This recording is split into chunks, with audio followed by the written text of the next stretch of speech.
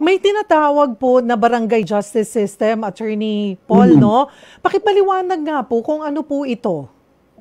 Oh, ang barangay justice system, Cheryl, at sa ating mga nanonood is ito po yung usual na first level ng paraan, no, na nilagay ng ating local government code para mapag-ayos yung ating mga nagigirian, no, na magkakapitbahay. Kahit hindi magkakapitbahay, kahit magkakasama sa barangay, kasi alam mo naman sa atin na Cheryl, no, kahit na ang kapitbahay mo hindi lang naman talaga yung kadikit mo o yung katapat mo, no, minsan 10 bahay na yung nilayo, kapitbahay mo pa rin eh. So, yung mga hindi pagkakaintindihan sa loob ng isang barangay, no?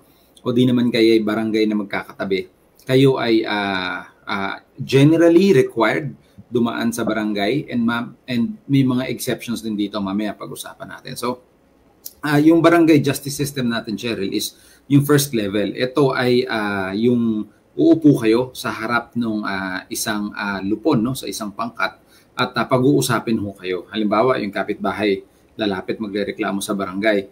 Kapitan, nirereklamo ko ho yung kapitbahay ko kasi yung mga dahon tinatapon niya sa bahay namin. No? O tas papatawag yung kabilang partido, pag-uusapin. So, yung barangay justice system natin is nilagay yan sa batas, Cheryl, para hindi naman tayo lahat tatakbo sa hukuman, no?